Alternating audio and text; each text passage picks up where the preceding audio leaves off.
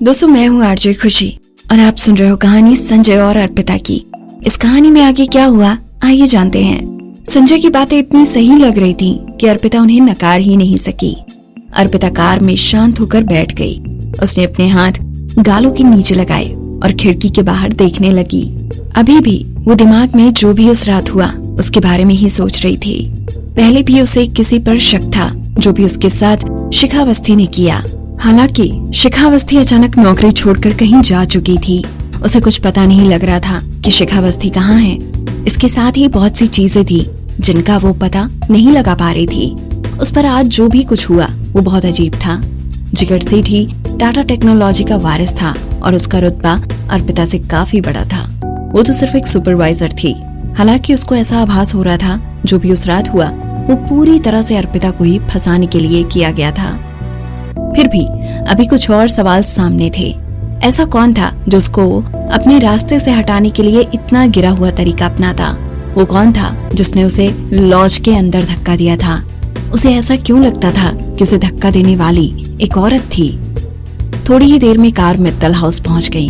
अर्पिता ने कार का दरवाजा खोला और संजय के पीछे पीछे लिविंग रूम में गई। जैसे ही वो अपने कमरे में जाने लगी, उसने देखा अनन्या हाथ में पिगी वाला सॉफ्ट टॉय लिए सोफे पर बैठी थी।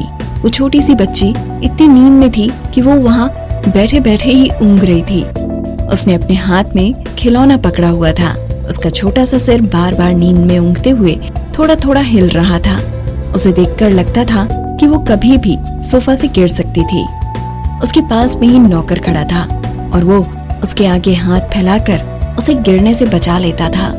जब नौकर ने संजय और अर्पिता को देखा तो उसे लगा कि उसके जैसे रक्षक ही आ गए हों।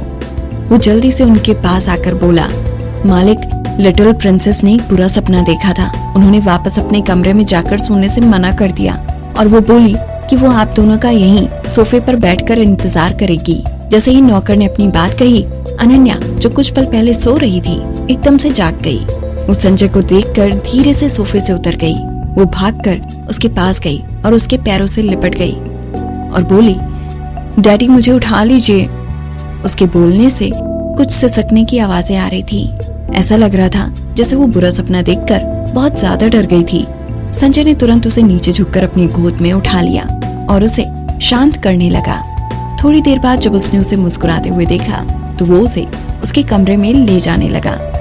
जैसे ही उसने कदम बढ़ाया, अनन्या ने उसकी कमीज पकड़ ली और वो उसे छोड़ने से मना करने लगी। उसने दोबारा संजय के कंधों पर सर रख लिया और परेशान होकर अर्पिता की तरफ देखने लगी, जो उनके पीछे ही खड़ी थी। उसने कांपते हुए होठों से बोला, अनन्या बहुत डर गई है। मैं डैडी और प्यारी दीदी के साथ ही सोना चाहती हूँ। अर्पिता अनन्या का चेहरा देखकर कभी उसे मना ही नहीं कर सकती थी। उसने संजय की तरफ देखा और सोचा कि शायद वो अनन्या को ऐसा करने से मना करेगा। थोड़ी देर बाद उसे सिर्फ एक शब्द सुनाई दिया और वो था ओके। ओके का क्या मतलब था? क्या वो सच में चाहता था कि वो उसके साथ सोए? ओ कहना चाहिए था कि वो अनन्या के साथ सोए। कुछ भी हो, उन दोनों को एक ही बेड पर सोना पड़ता। अर्पिता ने जब ये सोचा तो वो अपनी जगह पर ही खड़ी रह गई और कुछ न भूल पाई। अगले ही पल अनन्या संजय की बाहों से नीचे उतर चुकी थी। वो भागती हुई अर्पिता की तरफ गई और उसे खींचती हुई ऊपर ले गई। उसने अपने हाथ में खिलौना पकड़ा हुआ था। अनन्या संजय के बेड पर चढ़ गई। फिर उसने अर्पिता की तरफ देखा और कंबल उठाकर उसे अपने पास बुलाने का इशारा किया। प्यारी दीदी, आप इस तरफ सो जाइए। डैडी, आप दूसरी तरफ सो जाइए। अनन्या तो अभी छोटी है, इसीलिए मैं बीच में सोऊंगी। अनन्या ऐसा कहकर लेट गई और उसने कंबल खींचकर अपने ऊपर ओढ़ लिया। उसके बाद वो अपनी आंखें टिमटिमाते हुए उन दोनों के लेटने का इंतजार करने लगी। अर्पिता हैरान खड़ी सब देख रही थी, जबकि संजय बिल्कुल शांत था।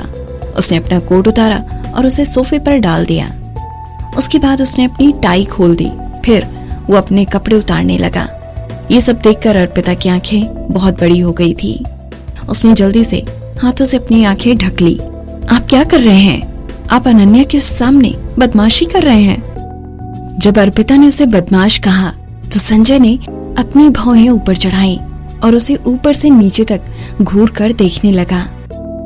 वो कुछ नहीं बोला, पर मन ही मन उसके दिमाग में चल रहे गलत ख्यालों का वो मजाक उड़ा रहा था।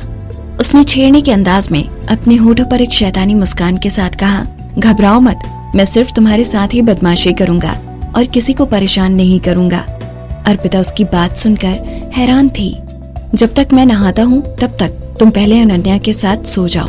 संजय अपनी बात कहकर बाथरूम में चला गया। वो शावर लेने गया था। क्या वो अपने कपड़े बाथरूम में जाकर नहीं उतार सकता था?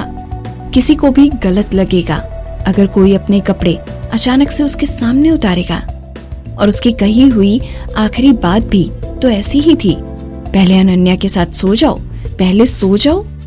इसका क्या मतलब था? पता नहीं क्यों, पर जैसे ही अर्पिता ने संजय की कही हुई बात को दोबारा सोचा, उसका चेहरा गुस्से से लाल हो गया। अर्पिता को लग रहा था कि संजय उसके साथ फ्लर्ट कर रहा था। कौन कहता था कि संजय मित्तल ऐसा इंसान है जो कि लड़कीबाजी से दूर रहता है? इस आदमी को तो बहुत से पैतरे आते थे। आधे घंटे बाद संजय बाथरूम से बाहर आया। अर्पिता और अनन्या दोनों ही एक दूसरे को गले लगाकर उस बड़े और आरामदायक बेड पर अपने सपनों की दुनिया में खो चुके थे। संजय ने सिर हिलाकर उसके गीले बालों को झटका और फिर तौलिए से उन्हें सुखाने लगा। फिर वो चलता हुआ बेड के पास गया और एक हाथ उसके सिरहाने पर टिकाकर खड़ा हो गया। अर्पिता बिल्कुल एक बच्चे की तरह बेपरवाह होकर सोती थी। उसे चीजों को गले लगाकर सोना अच्छा लगता था। वो सोती हुई बहुत ही शांत, सरल और साफ लग रही थी। उसका चेहरा बहुत ही प्यारा लग रहा था। अनन्या अर्पिता से बिल्कुल चिपक कर सो रही थी, जैसे वो खुद को उसके अंदर छुपा लेना चाहती थी। अर्पिता ने करवट ली, फिर भी उसने अनन्या को दूर नहीं किया और दोबारा उसे गले लगाकर सो गई। संजय उसे अपनी गहरी आंखों से देख रहा था। एक ही पल में जो आग अभी अभी उसने ठंडे पानी से नहाकर बुझाई थी, वो अचानक से फिर भड़क उठी। तभी जैसे ही वो जाने लगा, अर्पिता कुछ बड़बड़ाने लगी। उसको कुछ भी ठीक से सुनाई नहीं दे रहा था। वो थोड़ा नीचे झुककर उसके मुंह के पास गया और सुनने की कोशिश करने लगा। अगले ही पल अर्पिता ने अपना सर थोड़ा सा हिलाया और इस तरह उन दोनों के होंठ आपस में मिल गए। संजय जैसे जम ही गया था। उसने हैरानी से अपना सिर घुमाकर अनन्या की तरफ देखा। अनन्या, ठीक से सो जाओ, अर्पिता धीरे से बोली। उसने संजय को अनन्या समझकर अपने गले से लगा लिया। संजय कुछ न कह सका। डिनर पार्टी के हॉल में गीतांजलि ने सभी एम्प्लॉयज को वापस भेज दिया। फिर उसने आसपास देखा कि कोई उसे देख तो नहीं रहा और चुपके से वो वॉशरूम में चली गई। उसने अपने बैग से एक मोबाइल फोन निकाला जिस पर मेल डिजाइन का कवर था। उसने फोन को एक कागज में लपेटा और ये ध्यान रखते हुए कि कोई उसे ना देखे, उसे कूड़ेदान में फेंक दिया। फिर उसने अपना फोन खोला और उसमें से एक सिम कार्ड निकाला। उसने वो सिम कार्ड टॉयलेट में फेंककर उसे फ्लश कर दिया। ये सारा काम करने के बाद ही उसने चैन की सांस ली। अब किसी को पता नहीं चलता कि उसने ही जिगर सेठी का फोन चुराया था जब उसे कोई देख नहीं रहा था। और इसके साथ ही किसी को ये भी पता नहीं चलता कि वो थी जिसने समय का पूरा हिसाब रखा हुआ था और चुपचाप रिपोर्टर्स को पहले ही खबर कर दी थी। हालांकि उसके लिए बड़ी दुख की बात थी। उसके बुने हुए इस जाल से अर्पिता बाल बाल बच चुकी थी। अगर संजय मित्तल कमरे में ना आता तो कमरे का दरवाजा खुलते ही अर्पिता की इज्जत की धज्जियां उड़ जाती। ऐसा सोचते हुए गीतांजलि की शैतानी आंखें चमक रही थी।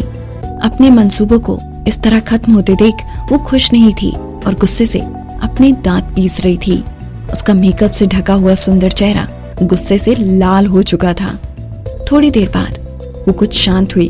फिर वो वॉश बेसिन की तरफ गई और उसने अपने हाथ धोए। उसके बाद वो ऐसे दिखाने लगी जैसे कुछ हुआ ही नहीं था। जैसे ही गीतांजलि वहां से जाने लगी, अचानक उसका फोन बज उठा। उसके फोन पर कोई मैसेज आया था। जैसे ही उसने वो मैसेज पढ़ा, अचानक उसके चेहरे के भाव बदल गए। दोस्तों, मैं हूँ आरजे खुशी और आप सुन रहे हो अर्पिता और संजय की कहानी। क्या गीतांजलि के साथ कोई और भी मिला हुआ था? जानने के लिए सुनते रहिए कहानी के आने वाले एपिसोड्स।